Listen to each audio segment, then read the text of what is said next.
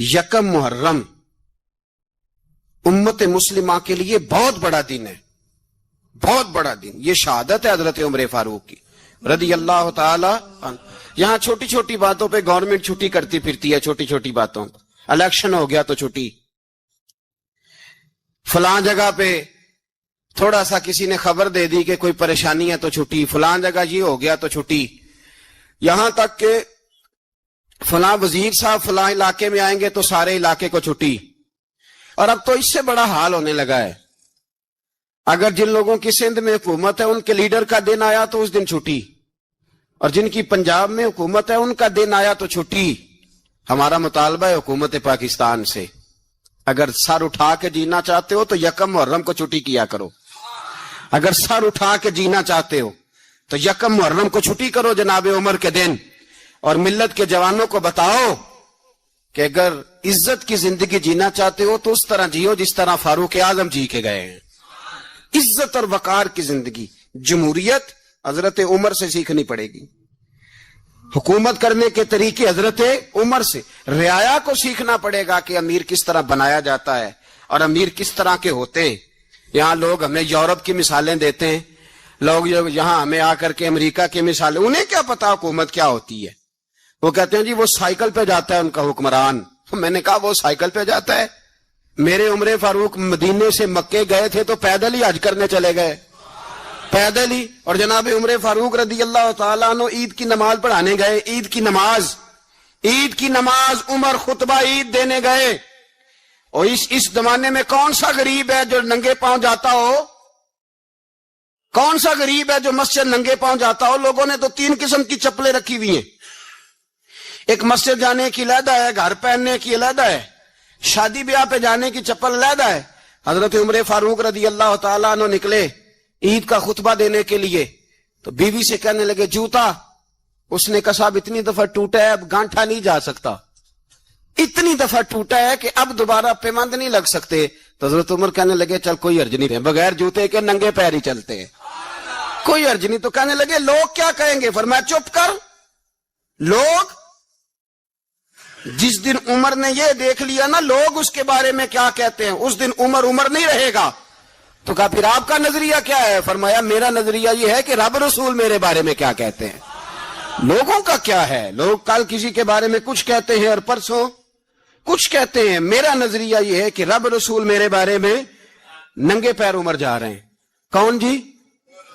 میں بڑا ماڑا. اچھا جناب کیا غربت ہے؟ 10 قسم کے جوڑے لٹکے ہوئے ہیں کمرے میں اور پہننے کی فرصت نہیں. سویرے کیا پہننا ہے، شام کیا پہننا ہے، 15 سوٹ کٹھے استری ہو کے لانڈری والا بھیج رہا ہے. اور تو غریب ہے، تو بہت بڑا غریب، تو واقعی بڑا غریب ہے اور تو غریب ہی رہے گا. امیر تو عمر فاروق تھے جو ننگے پاؤں چلے گئے عید کی نماز پڑھانے. تو رستے میں جو ملا کہنے لگا عمر جوتا تو پہن لو. فرمایا تمہیں عمر کا جوتا نہ پہننے کا نقص تو نظر آیا ہے، کوئی حرج نہیں. اگر عمر کو کبھی بتانا ہوا تو وہ والا نقص بتانا جو عمر کی سیرت میں پیدا ہو، کردار میں پیدا ہو، وہ والا نقص بتانا. یہ چھوڑو جوتے آتے جاتے رہتے. ننگے پاؤں گئے، پاؤں دھوئے، نماز پڑھائی، لوٹ آئے. او بھائی یہاں تو ہمارا بناؤ سنگار اترنا، جتنی توجہ کپڑوں کی طرف ہے اتنی توجہ کبھی ہماری علم کی طرف ہوتی نا، جتنا ذوق شوق ہمارا بناؤ سنگار کی جانب ہے، اتنا بناؤ سنگار کبھی ہمارا اخلاقیات کی جانب ہوتا تو معاملات بڑی حد تک سنورے ہوئے ہوتے. حضرت سیدنا فاروق اعظم رضی اللہ تعالی اپنی زندگی کو ترتیب دیا. ایک دن بھی خلافت نہیں مانگی اللہ سے. حضرت عوف بن مالک اشجعی ایک صحابی ہیں. حضرت عوف بن مالک رضی اللہ تعالیٰ عنہ فرماتے ہیں کہ جناب ابو بکر صدیق کا زمانہ تھا تو میں نے خواب دیکھا. میں نے خواب میں جناب عمر کو دیکھا اور میں نے دیکھا کہ کوئی کہنے والا کہہ رہا ہے کہ عمر وہ ہے کہ اللہ کے رستے میں کوئی اسے جتنا مرضی برا بھلا کہے یہ پرواہ نہیں کرتا. کس کے رستے میں؟ بولے سارے. اس کا مطلب ہے اللہ کے رستے میں لوگ برا بھلا بھی. قرآن مجید نے کہا وَلَا يَخَافُونَ لَوْمَةَ لَائِمٍ. کچھ لوگ ایسے ہیں جو برا بھلا کہنے والوں کی پرواہ نہیں کرتے. آپ یقین کریں اگر پرواہ شروع ہو جائے نا تو دین کا کام ختم ہو جائے. نہ کوئی تقریر کرے، نہ کوئی تدریس کرے، نہ کوئی پیری مریدی کرے، ختم ہو جائے اگر باتوں کی پرواہ ہو۔ لیکن وہ پرواہ، حضرت عوف بن مالک اشجعی کہتے ہیں میں نے خواب میں دیکھا کہ عمر وہ ہے جو کسی کی پرواہ، اور دوسری بات میں نے یہ دیکھی کہ عمر خلیفہ بنے گا، اور تیسری بات میں نے خواب میں یہ دیکھی کہ عمر شہید بھی کیا جائے گا، عمر شہید بھی ہوگا۔ یہ میں نے 3 باتیں خواب میں دیکھی۔ فرماتے ہیں میں نے آ کے خواب حضرت ابو بکر صدیق کو سنائی، وہ خلیفہ تھے۔ وہ کہنے لگے ٹھہر جا، میں عمر کو بلاتا ہوں، اس کے سامنے دوبارہ سنانا، اس کے سامنے۔ فرماتے ہیں میں نے بلایا حضرت عمر فاروق کو، آ کے بیٹھے، خواب شروع ہوا۔ کہ ایک بات تو میں نے یہ دیکھی کہ آپ ملامت کرنے والے کی پرواہ نہیں کرتے، دوسرا آپ خلیفہ بنے گے۔ جناب عمر کہنے لگے چپ کر، ابو بکر کے سامنے ہی کہہ رہا ہے، چپ کر، خلیفہ کے سامنے ہی کہہ رہا ہے۔ تو حضرت ابو بکر صدیق کہنے لگے عمر اسے کہنے دو، مجھے لگتا ہے رب کی رضا یہی ہے کہ میرے بعد اگر مصطفیٰ کا منبر ملے تو عمر کو ملے، اسے کہنے دو، کہنے دو۔ یار یہاں تو لوگ ڈینگے مارتے ہیں، یہاں تو لوگ دعوے کرتے ہیں میرے سامنے فلانے کو بھی بٹھاؤ، فلانے کو بھی بٹھاؤ، اس کو کیا پتا، اس کو کیا پتا، یہ تو بڑکے مارنے کا دور ہے۔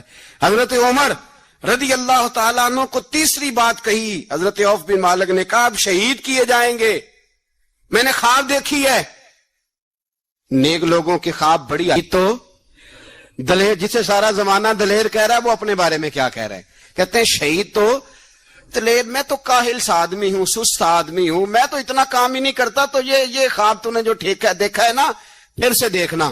تو ابو بکر صدیق فرمانے لگے عاجزی نہ کر، انکساری نہ کر، تو جو کہہ رہا ہے ٹھیک کہہ رہا ہے، لیکن مجھے سن کے شکر بھی ہوا ہے اور افسوس بھی ہوا ہے۔ افسوس اس بات کا کہ تیرے جیسا بطل عظیم چلا جائے گا، اور شکر اس بات کا کہ رب تجھے زندگی بھی اعزاز والی دے گا، اور شہادت کی موت دے کے اللہ تجھے موت بھی عزت والی عطا فرمائے گا۔ اللہ موت بھی تجھے عزت والی دے گا، تجھے کاہلوں جیسی موت اللہ۔ حضرت فاروق اعظم رضی اللہ، او بھائی یہاں تو اس زمانے کا سب سے بڑا مسئلہ پروٹوکول ہے۔ لوگوں کو پتا ہوتا ہے کامل پیر ہے، کامل مرشد ہے، لوگ نہیں جاتے۔ میں کسی کا مرید ہو جاؤں، میرا پروٹوکول کدھر گیا؟ پتا ہوتا ہے یہ کامل استاد ہے، میں اس کے پاس بیٹھوں گا تو میری تربیت کرے گا، لیکن لوگ شاگرد نہیں بنتے۔ میں کدھر گئی؟ یہ جو پروٹوکول کی مصیبت ہے نا، اس نے بڑے بڑے لوگ زیرو کر دیے، بڑے بڑے لوگ۔ اور یہ مت سمجھے کہ آپ کا وزیر اعظم پروٹوکول لیتا ہے یا آپ کا صدر پروٹوکول، وزراء، ایسی کوئی بات نہیں۔ ہم چھوٹے طبقے سے لے کر بڑے سارے پروٹوکول کے قائل ہیں۔ ہمارا تو داماد بھی کہتا ہے کہ مجھے پوچھا نہیں میں تمہارے گھر کیوں آؤں۔ ہمارا تو بھائی ہر شخص اعلان کرتا ہے پروٹوکول کا، فلانے نے عزت نہیں دی تو واپس آ جاؤ، فلانے نے سلوٹ نہیں کیا تو واپس آ جاؤ۔ لوگ جہاں سلوٹ کرنا چاہیے وہاں بھی سلوٹ کرانے کے قائل ہیں۔ پر حضرت عمر رضی اللہ تعالی، حضرت عمر کی سادگی اور پھر جناب عمر کی عاجزی، جب انسان اپنے اوپر سوار کر لیتا ہے نا، سوار کر لیتا ہے، میں بدکار پرانا خادم، کسے در ملی نی ٹوئی، تے واصف یار نے نظر جو کی تھی تے واصف ہی۔ میں اکثر سوچتا ہوں حضور نے جہاں بھی کہا نا، فرمایا میرے بعد نبی ہوتے تو خطاب کے بیٹے عمر ہوتے۔ حضور نے فرمایا عمر جس رستے سے جاتا ہے شیطان وہ رستہ بدل جاتا ہے۔ نبی پاک صلی اللہ علیہ وسلم نے فرمایا میرا عمر وہ ہے کہ اس کی زبان پر حق جاری ہے۔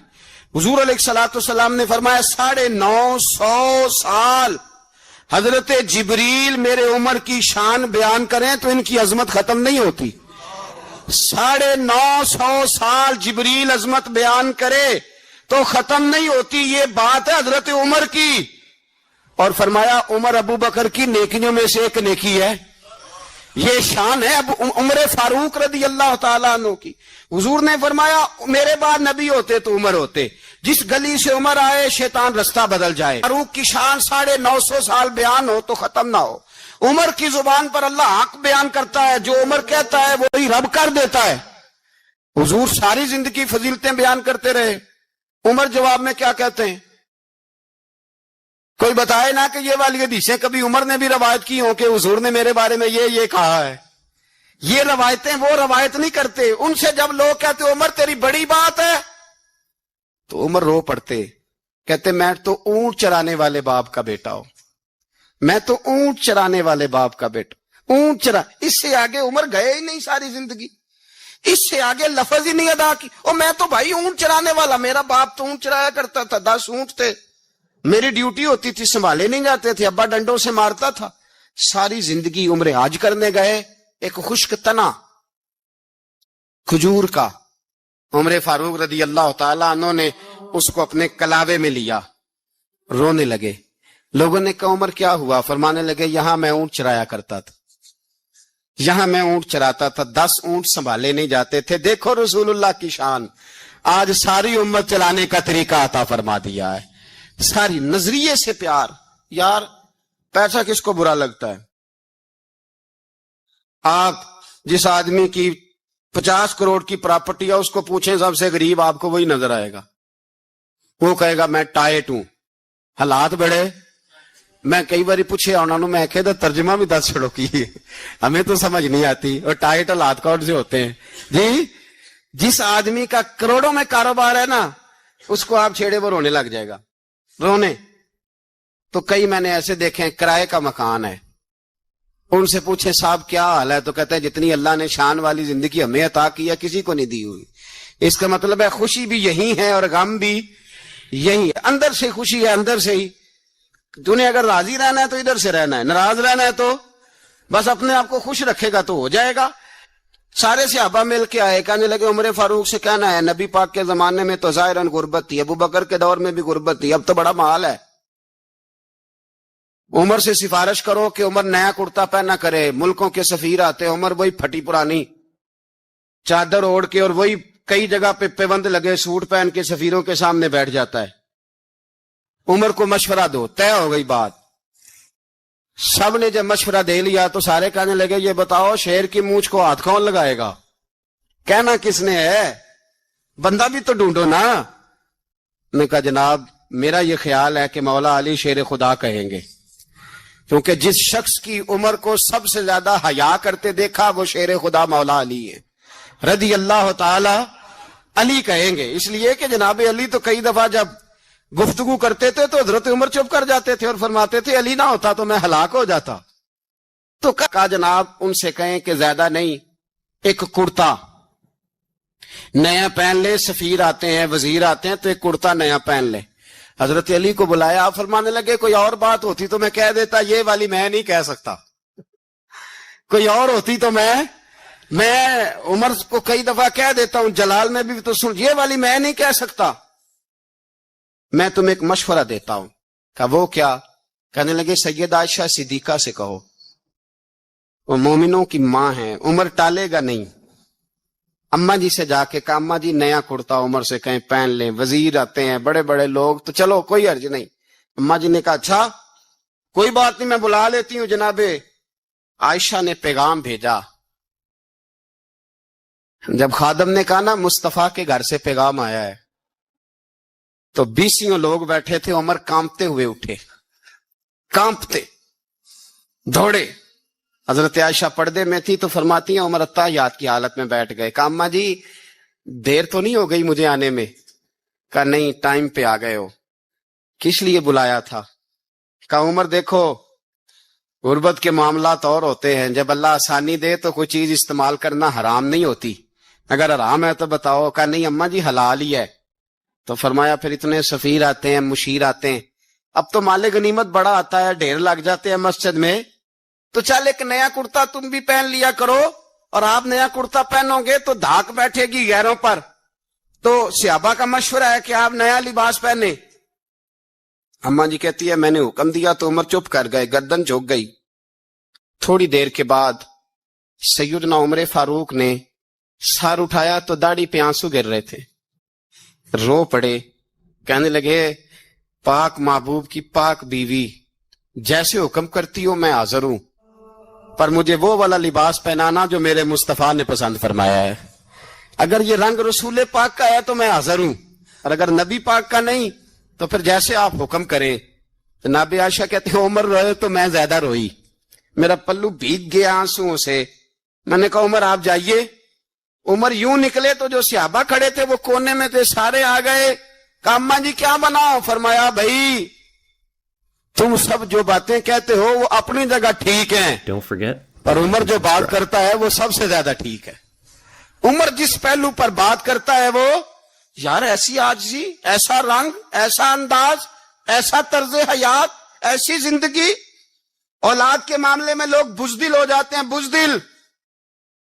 پر حضرت عمر کا بیٹا مصر گیا، وہاں سے کمائی کر کے لایا، تجارت کرنے گیا، لاکھوں کا مال. کون سا باپ ہے دنیا میں جس کا بیٹا باہر سے پیسے لے کے آئے تو ابا تفصیل پوچھے کہ بیٹا کہاں سے کمائے، کہاں سے لایا، کتنے ملے، کیوں آئے؟ کون سا باپ تفصیل پوچھتا ہے؟ ابا تو کہتا ہے لا صحیح، اور تعریفیں کرتا ہے میرا بیٹا بڑی کمائی کرتا ہے. کبھی پوچھا ہے اس سے کہ ڈیوٹی صحیح دیتا ہے کہ نہیں؟ کبھی پوچھا ہے کہ تو ایمانداری کی روزی لاتا ہے کہ حرام کی کماتا ہے؟ یہ باپ کی ذمہ داری ہے، یہ اماں کی ذمہ داری ہے. پھر کہتا ہے بیماری کیسے آ گئی، پریشانی کیسے آ گئی؟ تو نے کبھی سوال کیا اپنی اولاد سے؟ تو پیسے لے کے گیا تھا، اتنی کمائی کیسے ہو گئی؟ اتنے تو پیسے نہیں تھے صاحب، کہاں سے کمائی لائے؟ اس نے کہا ابا جی وہ جو میرے چچا ہے نا مصر کے گورنر، آپ کے دوست، انہوں نے میری مدد کی ہے. فرمایا جتنے لوگ گئے تھے سب کی ہے مدد اس نے؟ کہا نہیں صرف میری کی. فرمایا تیری کیوں کی؟ تیری کیوں کی؟ کہا حضور آپ کے دوست ہیں. فرمایا چپ کر حضور انہوں نے مجھے اتنے پیسے دیے، میں نے کاروبار میں ڈالے تو نفع آیا تو میں ان کی رقم دے کے. فرمایا خاموش ہو جا، باقی جتنے لوگ گئے تھے سب کی مدد کی اس نے؟ کہا نہیں حضور صرف میری کی. فرمایا اس نے تیری مدد نہیں کی، اس نے خلیفہ کے بیٹے کی مدد کی، اس لیے کہ وہ خلیفہ کو اپنے حق میں نرم کر سکے. فرمایا آدھا مال تیرا ہے، آدھا مال غنیمت کا ہے، مال خزانہ کا ہے، مسلمانوں کا ہے، اس لیے کہ تو جو وہاں سے مال کما کے لایا ہے وہ اپنے باپ کے خلیفہ ہونے کی وجہ سے کما کے لایا ہے، لہذا رکھ ادھر. یہاں کہتے ہیں کدھر سے آیا، کیسے آیا، کون سا حساب دیں، کیا کریں؟ او بھائی حضرت عمر رضی اللہ تعالیٰ عنہ کا اپنی اولاد کے بارے میں یہ رنگ ہے. ایک جنگ سے نا خوشبو آئی، خوشبو بڑی مہنگی ہوتی تھی، عرب میں خوشبو آج بھی بڑی مہنگی ہے، وہ زیادہ استعمال کرتے ہیں. میری باتوں کی سمجھ آ رہی ہے میرے بھائی؟ بڑی مہنگی خوشبو تھی. جب وہ خوشبو آئی تو حضرت عمر نے کہا، گھر میں پہلے پہنچی حضرت عمر کے، چونکہ زیادہ عورتیں استعمال کرتی تھی گھر کے اندر خوشبو، مرد بھی لگاتے تھے. حضرت عمر نے اپنی بیوی سے کہا، آپ کی زوجہ جو تھی وہ بڑی خوشبو کو پسند کرتی تھی. حضرت عمر نے اپنی زوجہ سے کہا کہ خوشبو لاؤ، میں نے ایک عورت کی ڈیوٹی لگائی ہے، وہ خوشبو تول کے نا تو بھائیسا برابر صحابہ میں بانٹ دے گی. تو آپ کی زوجہ کہنے لگی کسی بی بی کی ڈیوٹی لگانے کی کیا ضرورت تھی، میں جو موجود تھی میں بانٹ دیتی ہوں تول کے بھائیسا برابر. آپ نے فرمایا نہیں تو رہنے دے، تو فلانی بی بی بانٹے گی. کہا حضور میں نے بھی بانٹنی ہے، میرے پہ کچھ حق ہے؟ آپ نے فرمایا نہیں، تو تفصیل نہ پوچھ، تو خوشبو دے دے، کوئی اور بانٹے گی. خاتون خانہ تھی نا، کہنے لگی نہیں مجھے بھی آج آپ کو بتانا ہی پڑے گا کہ کوئی جو بانٹ سکتی ہے تو میں کیوں نہیں بانٹ سکتی؟ زوجہ کہتی عمر نے بات کی تو میری چیخیں نکل گئی. حضرت عمر فرمانے لگے جب تو خوشبو بانٹے گی نا تیرے ہاتھوں کو بھی لگے گی، تیرے دوپٹوں کو بھی لگ جائے گی. اگر رب کریم نے مجھ سے سوال پوچھا کہ عمر خوشبو تو مسلمانوں کی تھی، تیری بیوی کے دوپٹے کو کیوں لگ گئی، تو میں اللہ کے حضور کیا جواب دوں گا؟ اگر اللہ نے یہ سوال کیا کہ تیری بیوی نے کیوں لگائی، وہ تو حصہ تھا مسلمانوں کا، تو نے تیری بیوی نے کیوں لگائی؟ تو فڑپ کے کہنے لگی عمر مجھے لگتا ہے صبح قیامت بھی تیری بیوی ہونے کی وجہ سے اللہ مجھے جنت عطا فرما دے گا، تیری زوجہ ہونے کی برکت سے. بھائی یہ معیار رکھا، خدا کی قسم ایسا شخص تاریخ میں دوبارہ نہیں آیا. اتنا بڑا آدمی، اتنا بڑا شخص، اتنا بڑا آدمی، اور پھر رنگ یہ ہے کہ عمر 22 لاکھ مربع میل کا حکمران، 22 لاکھ، اور کھجور کے درخت کے نیچے مٹی کا ڈھیلا لے کے سو گئے ہیں، پرواہ کوئی نہیں، کوئی مسئلہ ہی نہیں. 2 غلام ساتھ بیٹھے تو ایک روٹی حضرت عمر نے گھر سے منگوائی، تھوڑا سا سرکہ، تو غلام کہنے لگے ہم نے بھی کھانی ہے. فرمایا کوئی حرج نہیں، روٹی کو پیٹ بھر کے کھانا ضروری تو نہیں، 3 حصوں میں بانٹ لیتے. ایک آدمی آیا ہوا تھا مصر کا رہنے والا ملنے کے لیے، اس نے پوچھا عمر کدھر ہیں، تو کہا وہ ادھر جاؤ مسجد میں بیٹھے ہوں گے، اور واپس آیا تو کہنے لگا وہاں تو 3 غلام بیٹھے ہیں، ایک روٹی بانٹ بانٹ کے کھا رہے ہیں, لگتا ہے کئی دنوں سے روٹی نہیں ملی. کہا 3 غلام تو کوئی نہیں, وہاں 2 ہی تھے, تیسرے تو امیر المومنین تھے. اس نے کہا نہیں نہیں, 3 غلام ہیں, کپڑے بھی ایک طرح کے پہنے ہوئے, بلکہ 2 کے تو پھر صحیح ہیں, تیسرے کے تو زیادہ ماڑے ہیں. کپڑے بھی ایک طرح کے, کھانا پینا بھی ایک طرح کا, اور ان کا نشست برخاست بھی ایک طرح کی ہے, لہذا کوئی فرق نہیں. حضرت ابو ہریرہ کہتے ہیں میں لے کے آیا, اور جناب عمر کو جب میں نے کچی زمین میں تامت سمیٹ بیٹھے دیکھا تو میں رو پڑا. میں نے اس مصر سے آنے والے کو کہا تو اس کے جلوے دیکھ, اگر اس کی ذات میں اتنا حسن ہے تو محمد عربی کا مقام کیا ہوگا. یہ مقام غور ہے, مقام غور. 10 محرم کو لوگ دیگے پکائیں گے نا, نہیں پکانی ہے, کوئی بول دے نہیں, ہاں نہ نہیں کر دے, پروگرام بدلیا تو نہیں دی عید کی کہ وہ ایک کام شروع ہویا ہے لات ٹائٹ ہونے والا. کیوں جی, پکنی ہے نا دیکھیں 10 محرم کو انشاءاللہ تعالی, ہم بھی پکائیں گے انشاءاللہ, یہاں بھی پروگرام ہوگا. تو 10 محرم کو جو دیگ پکنی ہے تو ایسا نہیں ہو سکتا کہ 1 محرم کو حضرت عمر کے نام کی بھی کوئی پک جائے. اگر امام حسن حسین کے نام کی دیگیں پکے تو جو امام حسن حسین سے پیار کرنے والے ہیں, جو امام حسن حسین سے, ہم لوگوں نے بھی عجیب رٹا اپنایا ہے نا, ہم لوگ بات کا ایک پہلو دیکھتے ہیں دوسرا نہیں دیکھتے. حضرت امام حسن اور حسین کو بھی نبی پاک نے شہید کہا, اور جناب عمر کو بھی رسول اللہ نے خود شہید فرمایا. فرمایا شہید ہے, خود فرمایا اپنی زبان سے کہ یہ شہید ہے, خود میرا عمر شہید ہے. تو ان کے نام کی دیگ نہیں پکنی چاہیے, اس طرف نہیں ہماری توجہ ہونی چاہیے. اور اہل بیت نبو, یہ بات میں پہلے بھی کرتا ہوں, آج پھر کرنا ضروری سمجھتا ہوں. اہل بیت کا پیار, سن لو کان کھول کے, اہل بیت کا پیار اگر ہمیں کسی نے سکھایا ہے تو سیدنا عمر فاروق نے سکھایا ہے. اہل بیت نبوت کی محبت اگر کسی نے سکھائی ہے تو کس نے سکھائی ہے؟ بول کے بتائیے. حضرت عمر نے. اہل بیت کا پیار ہمیں حضرت عمر نے, طاقت نہیں تھی دم مارنے کی حضرت عمر کے سامنے, طاقت ہی نہیں تھی. کیسر و کسرا کانپ جاتے تھے, جرت ہی نہیں کرتے تھے حضرت. اور ہمارے تو تعلقات بڑے ہیں نا غیروں سے.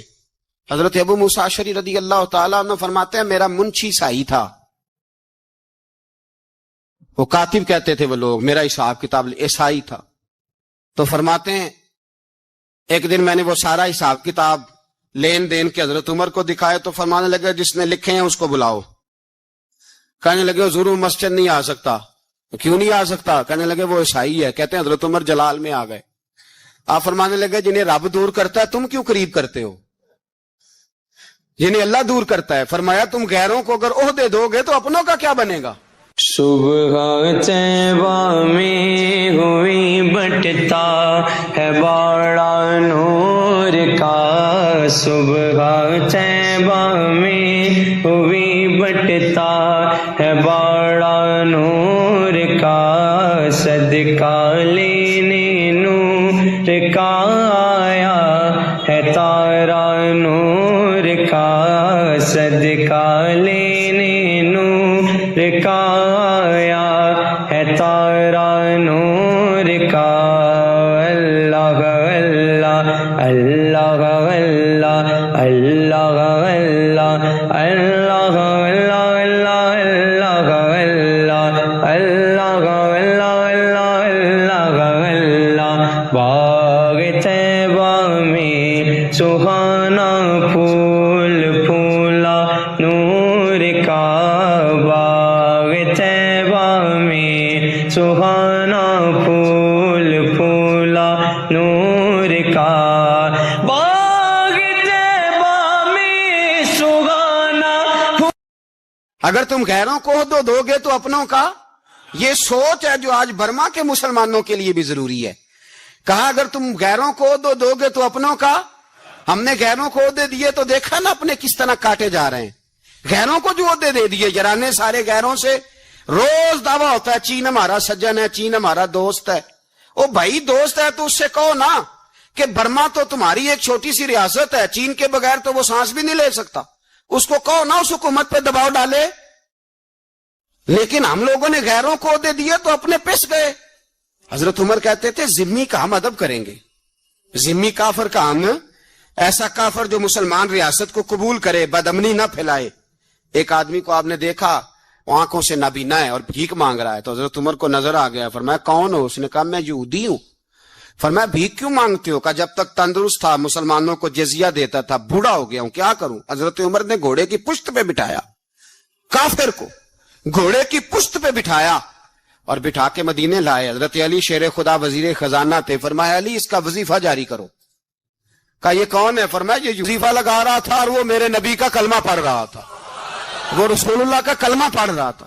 یہ مزاج، یہ نہیں کہ کافر۔ حضرت عمر نے گورنروں کو خط لکھے تھے کہ زبردستی کسی کو مسلمان نہیں کرنا، جہاں ان کی عبادت گاہیں بنی ہو گرانی نہیں، کوئی مندر کوئی گرجا ضائع نہیں کرنا۔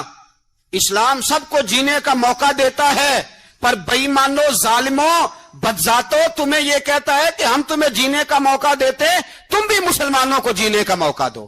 یہ جہاں بستے ہیں جہاں رہتے ہیں انہیں وہاں جینے کا موقع دو، انہیں بھی اللہ اکبر کہنے کا موقع دو، انہیں بھی قرآن پڑھنے کا موقع دو، انہیں بھی رسول اللہ پر درود پڑھنے کا موقع دو۔ ہمارے ملک میں عیسائی اپنی مرضی سے کھلے عام تبلیغ کرتے ہیں، یہاں تو چینل چلائے ہیں عیسائیوں نے۔ کسی مذہبی جماعت نے کبھی جلوس نکالا ہے کہ عیسائیوں کا چینل بند کرو؟ بولے نکلا ہے کہ نہیں نکلا؟ کتنے ظلم کی بات ہے۔ ہم جب غیر کو اتنا تحفظ دیتے ہیں، اتنا تحفظ دیتے ہیں، ہم نے دیکھا ہے، مجھے بیسیوں لوگوں نے عید پہ ٹیلی فون کیے کہ عیسائیوں کو قربانی کا گوشت دے لیں، مجبور ہیں جی، دروازے پہ آ گئے ہیں، ہمارے کام کاج کرتے ہیں۔ بیسیوں لوگ، عام آدمی کے دل میں ان کا اتنا جذبہ ہے، وہ مسائل کا بیان کرنے ایک علیحدہ بات، لیکن ہمارے دل کافر کے حق میں بھی نرم ہو جاتے ہیں۔ تم کس قدر زیادہ بےایمان ہو اور کفر کس قدر زیادہ ذلیل ہو گیا ہے کہ مسلمان کے حق میں نرم ہوتا ہی نہیں، اور اس سے بڑے ذلیل وہ ہیں جو ان ذلیلوں کے سپورٹر ہیں، وہ کسی عرب ملک کے حکمران ہو یا کسی اور جگہ کے، وہ بڑے ذلیل ہیں جو ان ذلیلوں کے سپورٹر ہیں، جو برما کی بچیوں کے قتل پر اپنی حکومتیں چمکا رہے ہیں، انہیں شرم نہیں آتی۔ اس قدر مسلمان تڑپا ہے لیکن ان بے غیرتوں کو ذرا ہوش نہیں آئی، اور یہ ان کے کماش، ان کے دلال جو ہر جگہ ان کی سپورٹ کر کے اپنی حکومتیں قائم کرتے ہیں، ان بے ایمانوں کو پتہ نہیں کہ کب ان پر اللہ کا عذاب اترے گا اور کس طرح ان کے پرخشے اڑیں گے۔ تمہیں اپنی ذلت اور رسوائی نظر نہیں آ رہی کہ زمین کس طرح تمہارے لیے تنگ ہو گئی ہے؟ اس سے زیادہ اور تمہاری رسوائی کیا ہوگی؟ ڈرو اللہ سے، اور یہ تو دنیا کا عذاب ہے۔ ان بطش ربک لشدید، میرا رب کہتا ہے قیامت تو قائم ہونے دے، جتنا سخت تیرے رب کی پکڑ ہے اتنی کسی دوسرے کی ہو سکتی، یاد رکھیں۔ اور تھوڑا احتیاط کریں ہم سب لوگ بھی، جو ہم لوگ آدھی زبان بول کے بھی ان کی سپورٹ کرتے ہیں، اب شرم آنی چاہیے ہمیں ان حکومتوں کی سپورٹ کرتے جو مسلمانوں کی لاشوں کے اوپر حکومتیں قائم کرتے ہیں، شرم آنی چاہیے۔ بہرحال بات دور نکل جائے گی، اور میں اپنے مضمون پہ رہتا ہوں۔ اہل بیت کا پیار اگر سکھایا ہے تو جناب عمر نے سکھایا ہے رضی اللہ تعالی عنہ۔ امام حسن ملنے، آپ یقین کریں میں جب اس واقعہ کو پڑھتا ہوں تو میرا دل جھوم جاتا ہے۔ میں کہتا ہوں یار ڈاڈا ہونا اپنی جگہ پہ، عشق ہونا اپنی جگہ پہ، انسان کا باوقار ہونا اپنی جگہ، جہاں کھڑے ہونا تھا وہاں یہ کھڑے ہوتے تھے، اور جہاں جھکنا تھا وہاں یہ ان لوگوں میں اقبال نے کہا تھا تیری نگاہ دونوں مراد پا گئے، عقل غیاب و جستجو، عشق حضور و اضطراب۔ جہاں اگر آیا ہے سامنے کیسر و کسرا تو عمر جیسا دلیر کوئی نہیں، اگر سامنے آیا ایران کا بادشاہ تو عمر جیسا تگڑا کوئی نہیں، اگر آیا ہے سامنے غسان کا بادشاہ تو عمر جیسا عادل کوئی نہیں، لیکن اگر علی کا بیٹا آیا ہے، اگر فاطمہ کے لال پارے آئے ہیں تو پھر فاروق اعظم سے جیسا محب کوئی نہیں، پھر ان سے جیسا پیار کرنے والا کوئی نہیں۔ اندر بیٹھے ہیں جناب عمر، اندر تنہائی میں کچھ وزیروں سے گفتگو ہو رہی ہے، میٹنگیں جاری ہیں۔ آپ کے بیٹے ملنے آئے جناب عبداللہ ابن عمر، ابا جی ملنا ہے، بات ٹھہرو بات کر رہا ہوں، کوئی نہ اندر آئے۔ صاحبزادہ باہر کھڑا ہے، تھوڑی دیر گزری تو امام حسن بھی آ گئے۔ کون آئے؟ آپ کو جو ملے گا امام صاحب کا نام لینے سے، وہ سردار ہیں جنتیوں۔ کون آئے؟ سارے بولیے امام حسن، تیری نسل پاک میں ہے بچہ بچہ نور کا، تو ہے نے نور تیرا سب گھرانہ۔ امام حسن آئے تو حضرت عبداللہ ابن عمر کو دروازے پہ کھڑے دیکھا، کہا امیر المومنین کہاں ہیں؟ کہنے لگے حضرت عمر کے بیٹے۔ کہنے لگے وہ اندر بیٹھے، کچھ میٹنگ ہو رہی ہے، اور انہوں نے کہا کوئی اندر نہ آئے، لیکن آپ جانا چاہیں تو چلے جائیں، آپ جانا چاہیں تو، تیری نسل پاک میں ہے بچہ بچہ نور، آپ جانا چاہیں تو چلے جائیں۔ تو انہوں نے کہا جب آپ باہر کھڑے ہیں تو مجھے کوئی اتنا ضروری کام نہیں، اور ابھی زور کی نماز تھوڑی دیر میں ہوگی، میں مسجد میں مل لوں گا امیر المومنین سے۔ یہ بات کہہ کے امام حسن چلے گئے۔ یار اتنی بڑی بات نہیں تھی، اتنی بڑی بات نہیں تھی۔ وہ میرے استادوں کا بیٹا بھی آئے تو کہا ٹھیک ہے جی وہ سوئے ہوئے ہیں، تو کوئی غرض نہیں یار میں ٹھہر کے آ جاؤں گا، کوئی بڑی بات نہیں تھی، دیکھا جائے تو بڑی بات نہیں تھی، پر بات بہت بڑی تھی، اس لیے کہ یہ خالی حسن نہیں، یہ حسن ابن علی ہے، یہ حضرت فاطمہ کے لخت جگر۔ حضرت عمر باہر نکلے، عبداللہ ابن عمر سے پوچھا کوئی آیا تو نہیں؟ تو کہا حضور امام حسن آئے تھے۔ تو کہا پھر شہزادے کو اندر کیوں نہیں بھیجا؟ کہا میں نے کہا تھا۔ وہ کہنے لگے اگر امیر المومنین مصروف ہیں تو میں ظہر میں مل لوں گا۔ حضرت عمر رونے لگے، فرمایا بیٹے تو نے اچھا نہیں کیا۔ پھر مسجد نہیں گئے، سیدھے امام حسن کے دروازے دستک دی، امام حسن باہر آئے، کہا شہزادے آئے تھے تو ملے کیوں نہیں؟ تو امام حسن کہنے لگے حضور آپ کا اپنا بیٹا دروازے پہ کھڑا تھا، آپ کا اپنا بیٹا دروازے پہ کھڑا تھا، اور منع بھی کیا تھا آپ نے تو میں زور میں مل لیتا۔ حضرت امام حسن فرماتے جوش جذبات میں جناب عمر نے سر سے پگڑی اتار دی، جوش جذبات میں کہنے لگے ہاں کا نام فاطمہ الزہرا ہے کیا؟ اس کی نانی کا نام ختیجۃ الکبریٰ ہے کیا؟ اس کے نانے کا نام محمد مصطفیٰ ہے؟ آپ کا اور اس کا کیا مقابلہ؟ پھر رو پڑے اور کہنے لگے بیٹے میں مکے کے صحراؤں میں اونٹ چرایا کرتا تھا، یہ جو میرے سر پر عزت کے بال ہیں یہ تیرے نانے کے اگائے ہوئے، میں مکے کے خبردار شہزادے خبردار۔ او بھائی اہل بیت نبوت کے ادب کا رنگ اگر سکھایا ہے تو سیدنا عمر نے سکھایا ہے۔ حضرت عمر فاروق اتھارٹی ہے، اسلام کی اتھارٹی۔ یکم محرم حضرت عمر کی شہادت ہے۔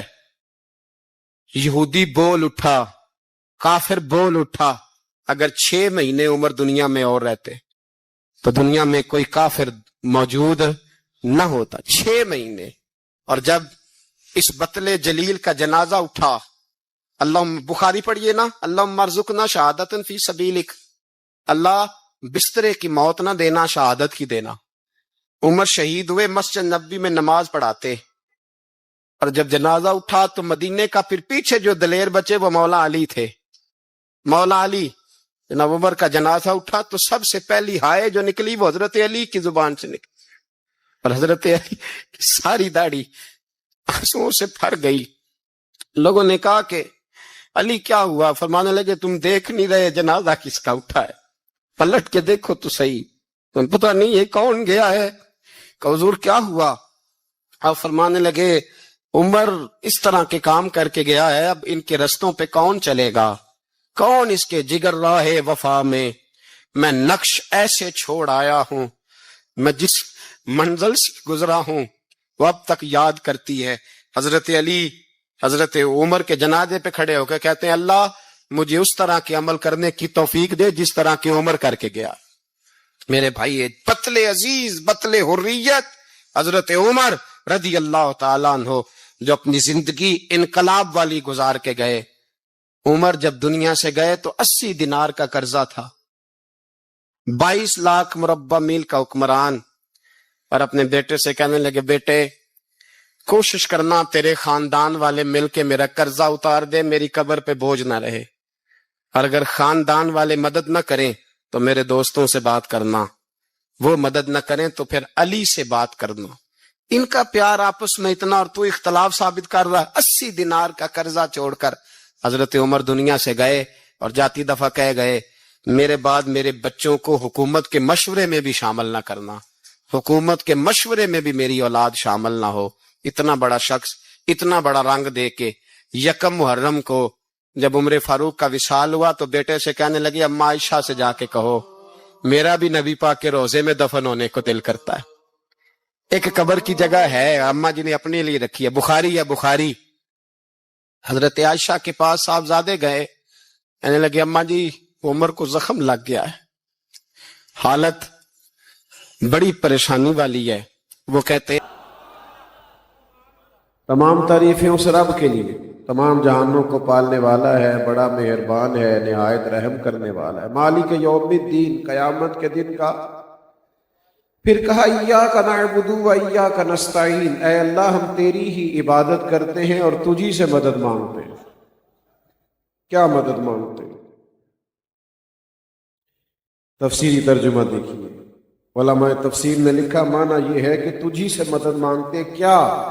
ہماری مدد فرما، اہدنا الصراط المستقیم، ہمیں سیدھے راستے پہ چلا۔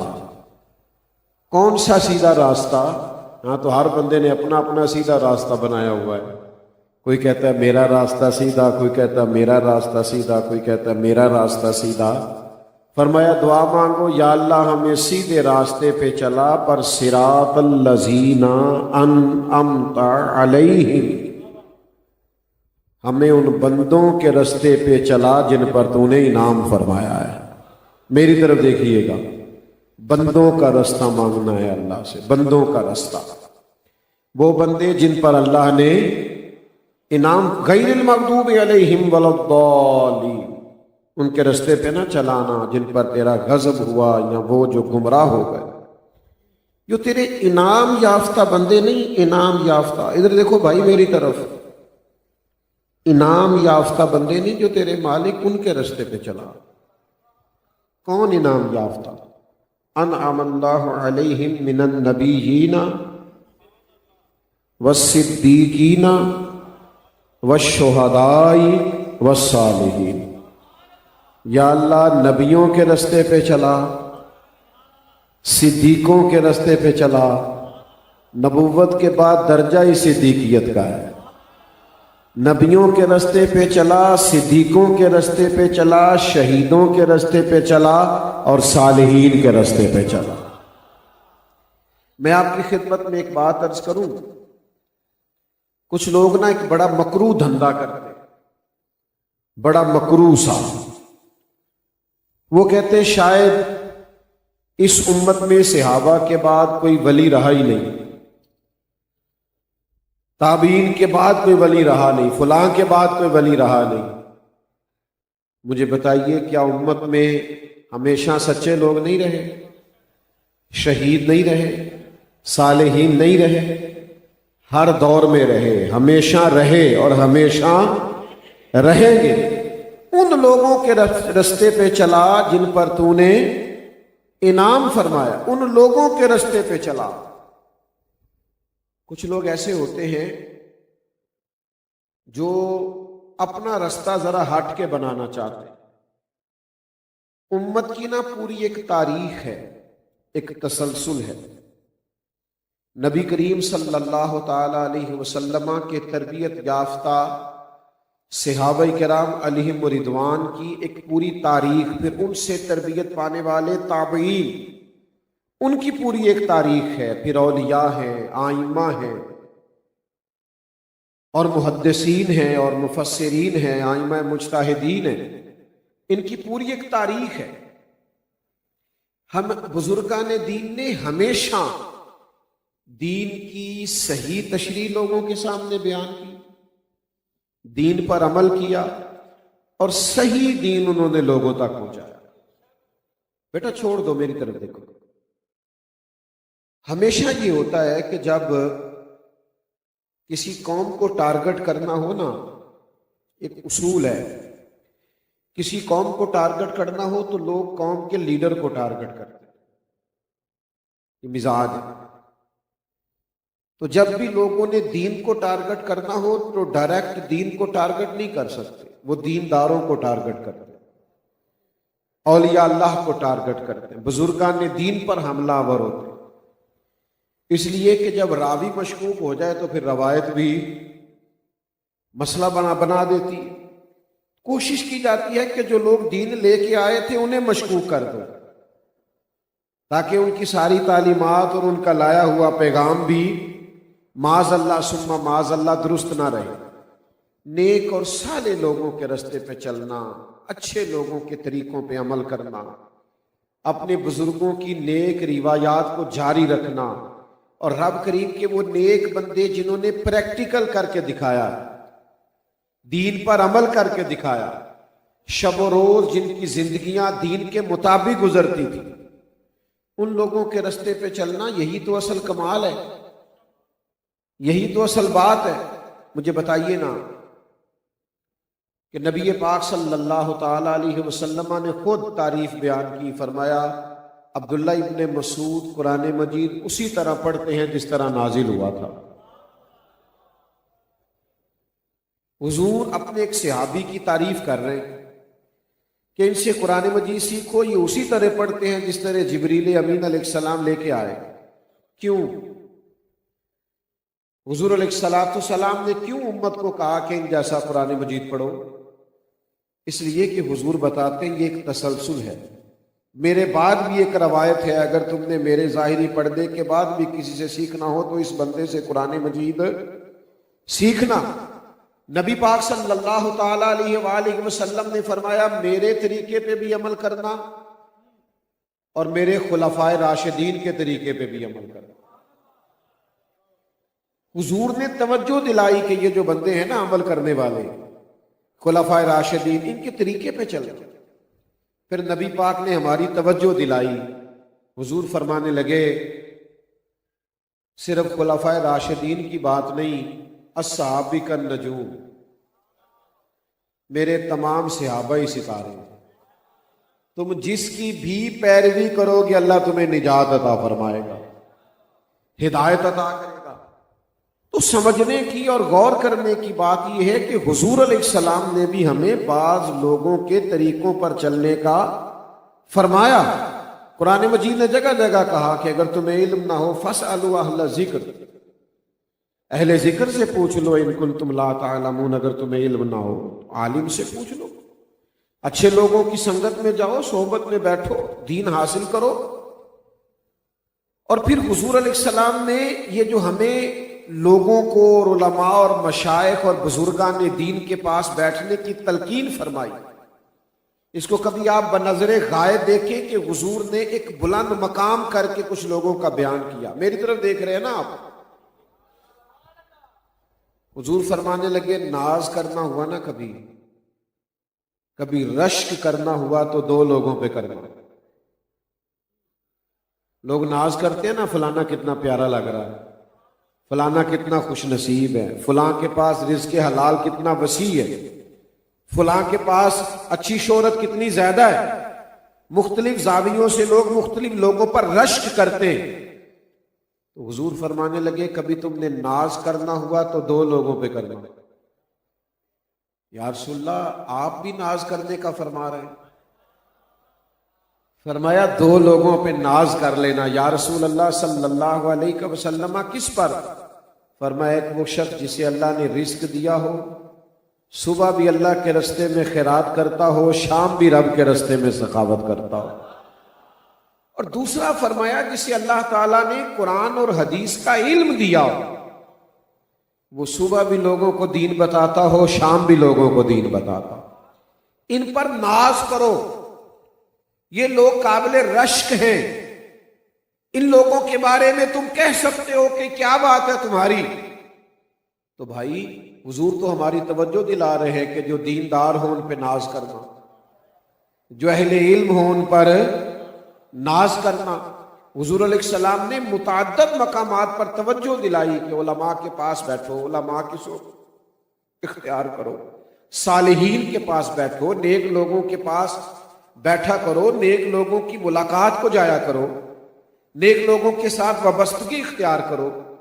لیکن پتہ نہیں سوسائٹی میں کیا ہو گیا ہے، لوگ عجیب تنہائی پسند ہیں، گھنٹوں بیکار ویڈیوز موبائل پہ دیکھتے ہیں، وقت ضائع کرتے ہیں. لیکن جو صحبت صالحین ہے، جو اچھے لوگوں کی سنگت ہے، وہ بندے کی تربیت کرتی ہے، اس سے برکت پیدا ہوتی، اس سے روحانیت نصیب ہوتی، اس سے تقوی میں مضبوطی آتی. اللہ والوں کے پاس بیٹھنے سے انسان کو یقین کامل کی دولت ملتی ہے. لیکن ہم کیا ہیں، ہمارا اپنا مزاج ہے. وہ فلانا آدمی کہہ رہا تھا کہ مجھے بھی تو کتاب و سنت کی سمجھ آتی ہے. او بھائی ہم نے کب کہا ہے نہیں آتی؟ ہم نے کب کہا ہے کہ تمہیں سمجھ نہیں آتی؟ لیکن ڈھیر سارے لوگ گمراہ بھی تو ہوئے نا، ڈھیر سارے خارجی بھی تو ہوئے نا، رافضی بھی تو ہوئے نا، ढेर सारे लोग थे जो जबरिया हुए, कदरिया हुए। उन्होंने कितने कितने बड़े लोगों के बारे में महाजराई की, माजल्ला मौला अली के खिलाफ जो गुफ्तगू करते थे, वो भी तो कहते थे हम कुरान मजीद पढ़ते। तो मेरे अजीज, सालिहीन के साथ रब्त, अच्छे लोगों के साथ मोहब्बत, अच्छे लोगों के साथ ताल्लुक, अच्छे लोगों के साथ वाबस्तगी, ये बड़ा एक जरूरी काम है।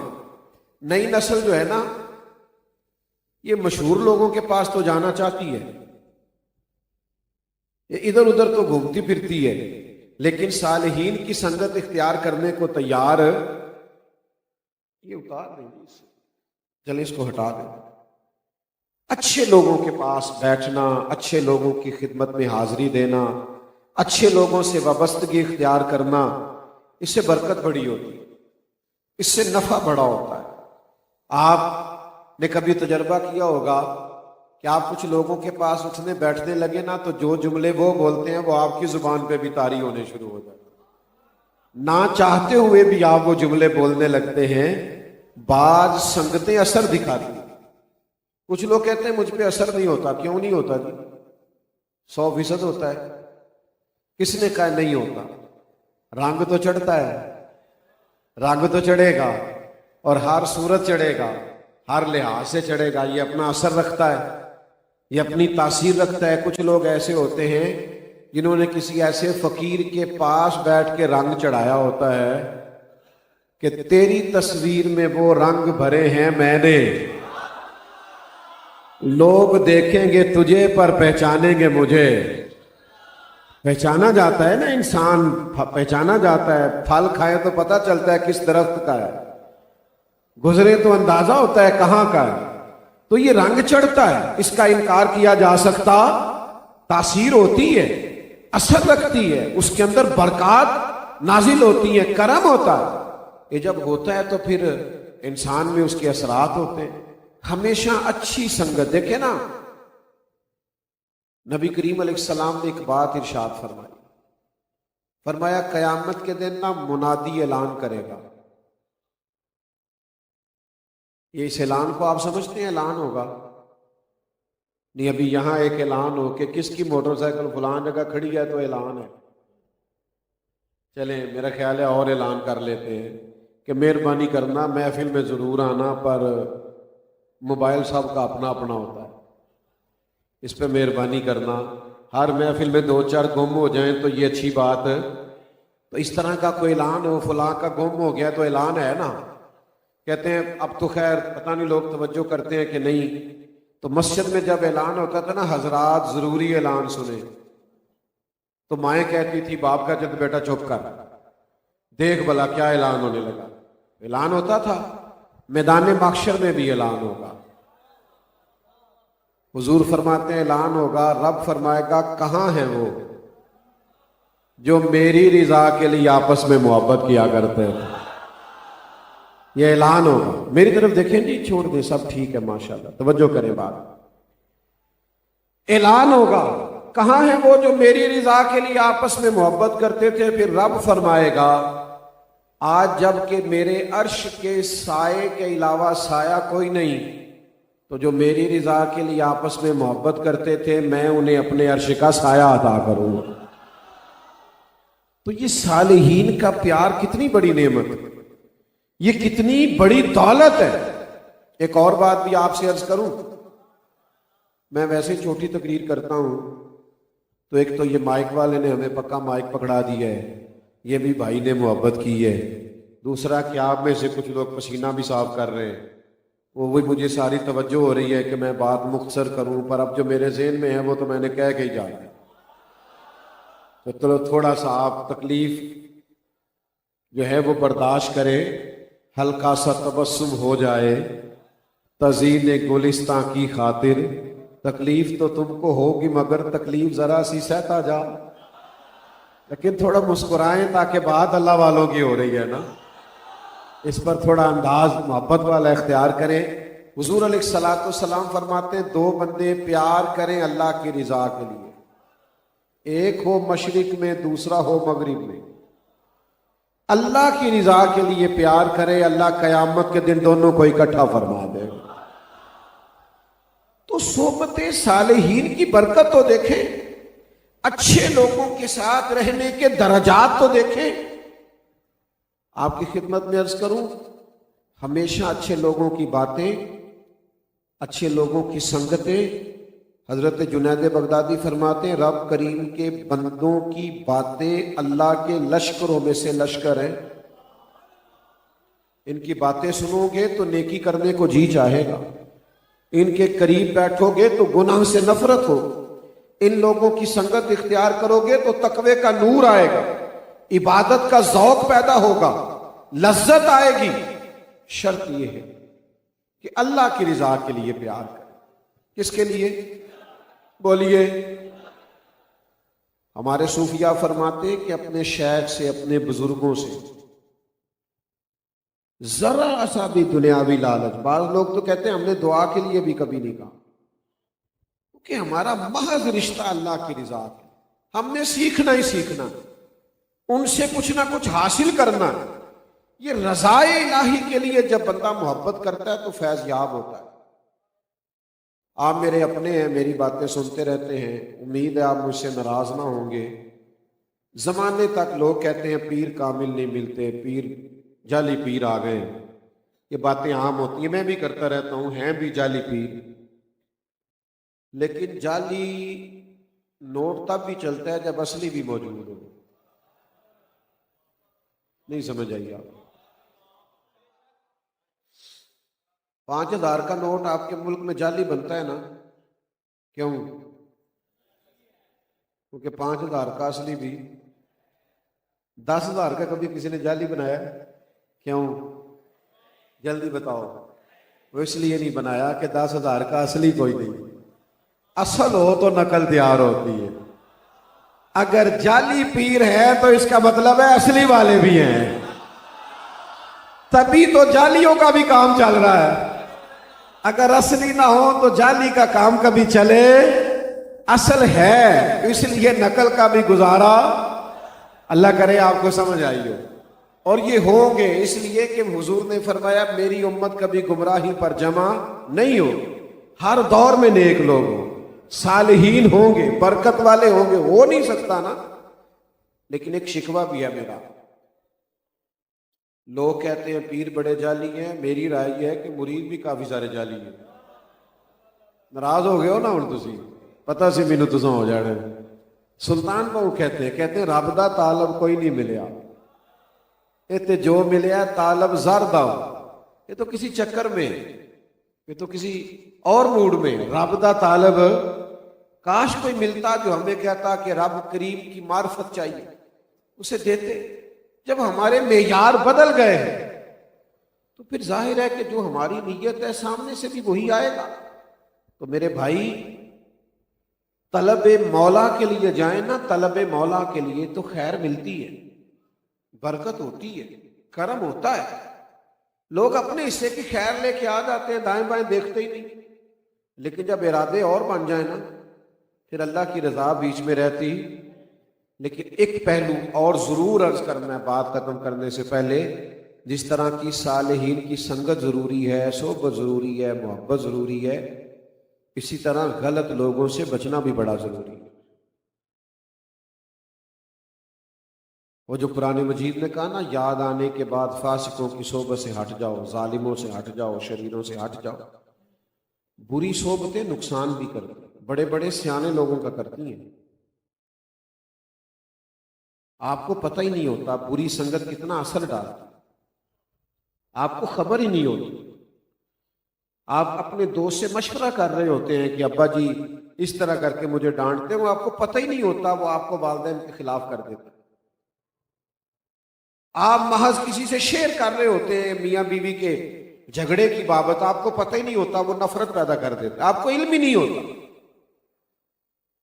بھائی کسی دوسرے سے مشورہ کرتا ہے کہ ہمارے بھائیوں کے درمیان یہ مسئلہ بن، آپ کو پتہ ہی نہیں کہ وہ آدمی ٹھیک نہیں تھا، اس نے نفرت ڈال دی آپ کے بیچ، پتہ ہی نہیں چلا. آپ کا ذہن بن، آپ کو پچھلی بھی ساری زیادتیاں اس نے یاد کرا دی. یہ ہوتا ہے، بری سنگتیں نقصان کرتی. درویش نے لکھا ہے ایک بچے کو اس کا باپ کہتا تھا بیٹا برے دوستوں کے پاس نہ بیٹھا کر، تو کہتا تھا ابا جی میرے تے نہیں کسی دا اثر ہوتا۔ اس نے کہا بیٹا ہوتا نہیں نا ایسا، چنگیاں دے لڑ لگی ساں تے میری چولی چ پھول پے، بھڑیاں نال میں رل گئی تے میرے اگلے بھی ڈول گئے۔ پوری صحبت کا اثر ہوتا ہے۔ کس نے تمہیں کہا نہیں ہوتا؟ اس نے کہا جی نہیں مجھ پہ نہیں ہوتا۔ تو باپ بڑا سمجھدار تھا، اس نے بیٹے سے کہا بیٹا 2 کلو سیب تو لے کے آ، اچھے والے لانا۔ وہ لایا۔ اس نے کہا 1 کلو گلے سڑے بھی لے آ، تو گلے سڑے بھی لے آیا۔ اس نے کہا یہ 3 کلو اکٹھے ڈال کے نا ایک جگہ پہ ایک ہی ٹوکری پہ بند کر دے۔ بند کر دیے۔ صبح اٹھا کے لایا تو جو اچھے بھلے تھے نا، پیڑیاں سنگ میں رلی ساں تے میرے اگلے بھی ڈول گئے۔ اس نے کہا بیٹا ان کی ساری خوشبو پتہ کیوں خراب ہوئی ہے؟ کہ باقی دانے بدبودار تھے۔ بدبودار لوگوں کے پاس بیٹھے تو تعفن پیدا ہوتا ہے، بیماریاں پھیلتی، نقص واقع ہوتا ہے۔ خدارا برے لوگوں کی سنگت سے بچنا، قطعاً نہ ایسے لوگوں کے پاس بیٹھنا۔ حضرت محمد بن سیرین بہت بڑے محدث تھے، شاگرد پاس بیٹھے تھے، کچھ لوگ آ گئے، کہا حضرت ہم آپ کو کچھ آیات اور احادیث سنانا چاہتے ہیں۔ فرمایا میں نہیں سنتا۔ وہ تقدیر کے منکر تھے، تقدیر کا انکار کرتے تھے، معاذ اللہ۔ کہا میں نہیں سنتا۔ انہوں نے کہا چند منٹ کی بات ہے، ہم نے اللہ رسول کی کر دیا۔ فرمایا جاؤ میں نہیں سنتا۔ وہ بیٹھنے لگے زبردستی۔ فرمایا تم جاتے ہو کہ میں جاؤں؟ وہ چلے گئے تو شاگرد کہنے لگے حضرت انہوں نے آیت ہی پڑھنی تھی، حدیث ہی سنانی تھی۔ فرمایا بیٹا تم نہیں نہ سمجھتے، اگر وہ آیت اور حدیث کا کوئی ایسا ترجمہ کر دیتے جو فتنے والا ہوتا، کوئی ایسا مفہوم، اس کو اعلیٰ حضرت بریلوی نے لکھا ہے، فاضل بریلوی لکھتے ہیں حضرت محمد بن سیرین کہنے لگے کوئی ایسی بات کر دیتے جو میرے ذہن میں بیٹھ جاتی اور میں فتنے کا شکار ہوتا تو کون ذمہ دار تھا؟ لہذا میں برے لوگوں سے کوئی بات سننے کو تیار، جو انکار کرے تقدیر کا، دین کے ایک عقیدے کے انکاری ہو، ایسے بد عقیدوں کی بات سننے کو میں تیار۔ آپ نے مجھ سے ناراض نہیں ہونا، ہم کانوں کی لذت کے لیے اس کی بھی سنتے ہیں، اس کی بھی سنتے ہیں، اس کا بھی ذائقہ لیتے ہیں۔ یک در گیر تے محکم گیر، ایک در پھڑیے ایک نو منیے، ایک دے ہی ہو کے مریے۔ یہ جو جگہ جگہ نا ادھر ادھر بھاگتے پھرنا، ہم کوئی بے پیرے، کوئی بے استادے کہ جو آئے جدھر آئے ہمیں لے جائے لگا کے، ہم بڑے مضبوط لوگ ہیں، ہماری جڑیں بڑی مضبوط ہیں، ہماری اسناد بڑی مضبوط ہیں، ہمارے نظریات بڑے مضبوط ہیں، ہماری فکر بڑی مستحکم ہے۔ بات بھلا کہاں ختم کرتا ہوں؟ میں وہ سنی ہوں، جمیل قادری مرنے کے بعد میرا لاشا بھی کہے گا الصلاۃ والسلام۔ اس لیے یہ کمزور اور کچی اور پلپلی باتوں میں نا ہم کسی کو برا بھلا کہنے، گالی دینے کے حق میں بھی نہیں، لیکن یہ کہ جہاں ہیں بڑے تگڑے قسم کے، مضبوط قسم کے، فکری طور پر بڑی اپنے ذہن کے اندر طاقت رکھتے ہیں، اس لیے اچھے لوگوں کے پاس بیٹھے جہاں سے خیر ملے، جہاں انتشار بٹتا ہو وہاں سے بچیں۔ 2 منٹ کے لیے آپ کانوں کی لذت کے لیے ادھر ادھر برے لوگوں کی سنگت میں جائیں گے، وہ آپ کو روحانی طور پر برباد کر کے رکھ دیں گے، آپ کو سمجھ نہیں آئے۔ آپ کا دل کھلا ہوتا ہے اپنے شیخ، اپنے استاد کی برکت، باطن میں نور ہوتا ہے، پھر اچانک آپ 2-4 ایسے خوش آمدیوں میں ایسے لوگوں میں بیٹھتے ہیں، وہ 2-4 ایسی غیبتیں چلتی ہیں کہ سارا گلشن اجڑ جاتا ہے، پتہ بھی نہیں چلتا۔ اس لیے خیر میں رہیں گے تو خیر ملے گی، اچھوں کے ساتھ رہیں گے۔ لو حدیث سنو، حضور نے فرمایا جو جس سے محبت کرے گا قیامت میں بھی اسی کے ساتھ اٹھایا جائے۔ تو یہ تو باتیں بڑی دور جائیں گی اور بڑی دور جا کے ان کا اجر دور تک قائم رہے گا۔ اس لیے ہمیشہ صالحین کے پاس بیٹھیں، نیکوکار لوگوں کی سنگت اختیار کریں، ان سے اپنا تعلق بنائیں۔ اللہ میری آپ کی حاضری قبول فرمائے۔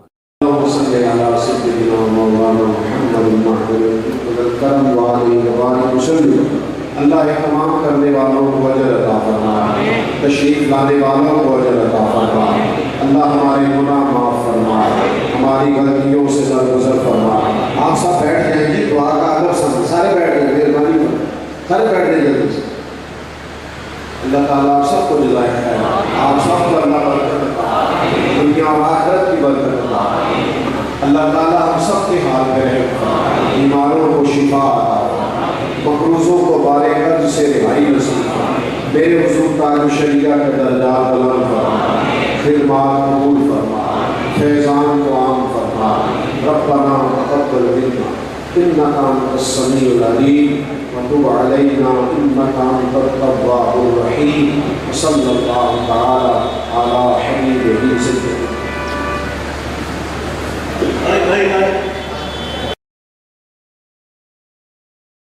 Don't forget to like and subscribe.